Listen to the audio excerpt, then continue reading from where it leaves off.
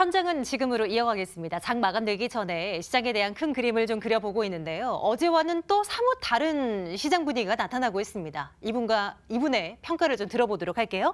이베스트 투자증권 IM 영업팀 염승환 차장 연결하겠습니다. 차장님 안녕하세요. 네, 안녕하세요. 또다시 좀 밀려나고 있는데요. 시장 어떻게 분석하고 계십니까?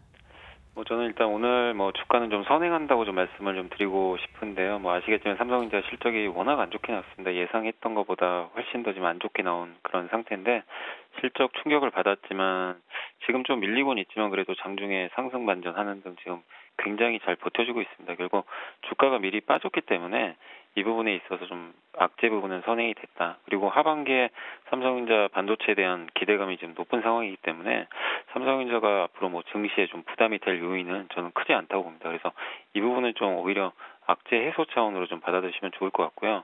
다만 조금 이제 그 어려운 부분이 뭐냐면 10일 날 내일 모레죠. 옵션 만기인데 이 연말 이제 배당과 관련해서 프로그램 매도가 굉장히 매수가 많이 들어왔는데 이게 또 10일 날 만기를 기점으로 해서 또 한 번에 청산이 된다라면은 수급적으로 부담이 될 수 있습니다. 그래서 이런 좀 부담감이 존재하다 보니까 투자들이 조금 몸을 사리는 그런 모습도 연출되고 있고 또 오늘 이제 미중 무역 협상이 지금 열리고 있는데 결과가 사실 어떻게 나올지 모릅니다. 기대감은 굉장히 높은데 아직 코멘트들이 좀 없어가지고 약간 이제 투자들이 좀 여기에 대해서 좀 불확실성적인 어떤 측면에서 좀 관망하겠다는 그런 심리가 좀 강하지 않나 이렇게 보여지고 또 거기다 바이오주들이 좀 워낙 약하다 보니까 코스닥이 좀 생각보다 낙폭이 더 커지는 모습인데 그러나 증시 전체적으로 보면 어제 증시가 올랐지만 사실 변동성이 크지 않았고 오늘도 빠지고 있지만 거래대금이라든가 이런 걸 봤을 때 변동성 자체는 그렇게 크지 않습니다. 그래서 그런 거 봤을 때 지수에 대해서 상하단이 굉장히 크게 열려 있는 건 아니기 때문에 계속 박스권으로 보시고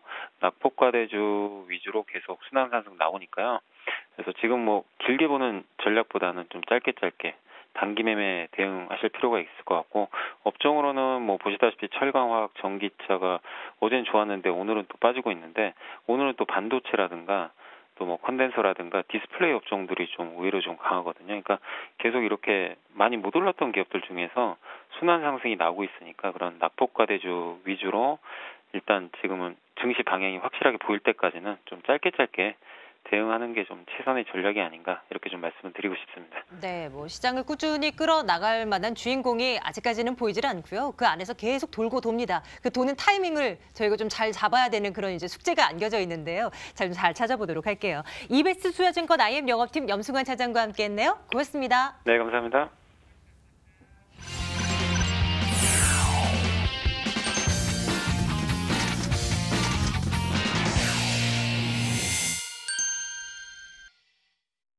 마감 가격을 공략하러 가보겠습니다. 이분과 함께요. 강정원 본부장님 안녕하세요. 네, 안녕하세요. 네, 리뷰 오늘은 이노메트리 이 종목 해볼게요. 오늘 좀 낙폭이 좀 두드러지고 있는데요. 이 정도면 괜찮을까요? 손절가 터치는 아직 안 된 거잖아요. 손절가 터치 안 했고 어제 목표가 대비 100원 모자랐습니다. 눈치가 빠르신 분들은 매도를 했겠고요. 지금 시장 상황을 감안한다면 목표가 도달하지 못했습니다만 일단 어제 21,900원까지 올랐기 때문에 5% 이상이면 지금 만족해야 되지 않을까 또 생각이 드네요. 일단 보여전략 의견은 드리겠습니다. 예. 어제 수익 실현하셨다면 너무 잘 하셨고요. 혹여나 그래도 나 25,000원 봐야 되는데 하셨던 분들은 조금 더 한번 기다려보시는 거 어떨까 싶습니다. 손절가 21,500원은 또 기억을 해두셔야 되고요. 오늘 종가에는 어떤 종목 공략할까요, 본부장님? 네, 오늘 준비할 종목은 현대 리바트를 준비했습니다. 93년도에 설립이 됐고요. 가정용과 사무용, 아프병 가구 등을 제조 판매하는 주요 사업으로 영위하고 있습니다. 2012년도에 최대 주주가 현대 그린푸드로 변경되면서 현대백화점 그룹으로 편입이 됐고요. 2014년에 사명을 리바트에서 현대 리바트로 변경을 했습니다. 경기도 용인시와 안성, 경북 경주에 공장이 위치해 있고요. 2017년 주방 가구 고급 수요를 공략하기 위해서 유명 브랜드인 윌리엄 소노마와 10년 독점 계약을 체결을 한 가구업체라고 보시면 되겠습니다.